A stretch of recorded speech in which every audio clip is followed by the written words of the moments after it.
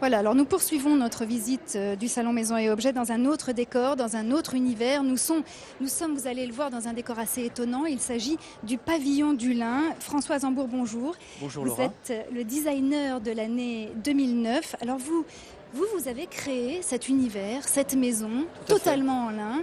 Pourquoi le lin? Qu'est-ce qui vous passionne dans cette matière? Alors, ce qui est passionnant dans cette matière, d'abord, c'est une plante qui pousse en 100 jours, qui fait 1 mètre et qui est très très longue et qui a des propriétés très intéressantes, à la fois d'un point de vue mécanique et à la fois d'un point de vue de l'isolation. Combien de kilos ont été nécessaires pour créer Je ne sais cette pas s'il maison? faut que je le dise, une tonne d'œufs. Une tonne d'œufs, oui. Ouais, c'est Et énorme. une dizaine de personnes pendant une semaine pour fabriquer tout ça. On sent que c'est une matière très isolante, il fait assez chaud. Oui. Vous avez le sentiment qu'on pourrait créer à long terme des maisons comme ça entièrement construites de lin, Bah, faites de lin? il faudrait les fabriquer en lin parce qu'effectivement c'est une fibre qui est totalement naturelle. C'est une fibre qui se travaille très facilement et comme je vous disais tout à l'heure, qui a des propriétés vraiment totalement intéressantes et qui nous intéressent réellement pour fabriquer des maisons. C'est archaïque le lin. C'est archaïque, oui, c'est une très très vieille fibre. Mais aujourd'hui, il nous est donné la possibilité avec les nouvelles technologies de vraiment porter un regard nouveau sur cette fibre. Alors il y a la maison du lin que vous pouvez voir autour de nous, mais vous avez créé également des objets. Il y a cette chaise en lin qui s'appelle chaise 94 Oui. et une table même en lin. Tout à fait.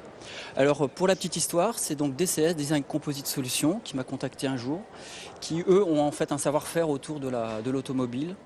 Et on a décidé ensemble donc d'utiliser des fibres plus naturelles. Mais comment est-ce qu'on peut créer une chaise et une table en lin comme ça? Et donc en fait, on a utilisé ça à la fois de la fibre en lin et des résines de lin. C'est difficile de travailler le lin. Oui, c'est difficile parce que c'est une fibre qui est naturelle et qui donc, comme elle est naturelle, bouge beaucoup, elle est calibrée de manière différente. Et donc ça demande des savoir-faire très poussés pour arriver à la maîtriser. Ça se cultive en France le lin? Ça se cultive en France, ça se cultive essentiellement sur les littorales, en Normandie, avant en Bretagne, dans le Nord, je crois aussi un peu en Belgique. Est-ce que vous allez imaginer d'autres choses, d'autres créations dans le futur? Parce que maintenant il y a la maison, pourquoi pas une ville, pourquoi pas autre chose? Pourquoi pas? Alors je suis pas architecte, mais je pense qu'on peut effectivement faire beaucoup de choses en lin, notamment des automobiles, des châssis, enfin des maisons bien évidemment, comme je le disais. Alors un petit bémol quand même, c'est une fibre qui ne se ressemble pas d'une année à l'autre. C'est pas difficile quand on est créateur? Alors c'est un intérêt en réalité parce qu'effectivement selon ce qu'ils appellent des crus, nos lignées, on va avoir une fibre qui est plus ou moins bleue, plus ou moins orangée et qui donne effectivement des nuances très intéressantes d'un point de vue esthétique. Merci François Zambour. Merci beaucoup. Merci, bonne continuation, À bonne vous chance aussi. Au pour la revoir. suite.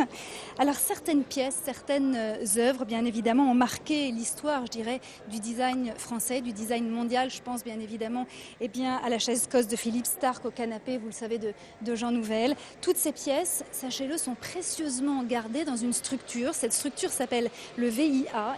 Elle fête actuellement ses 30 ans. C'est une véritable malle au trésor. Nous l'avons ouverte pour vous. Direction tout de suite le centre Georges Pompidou.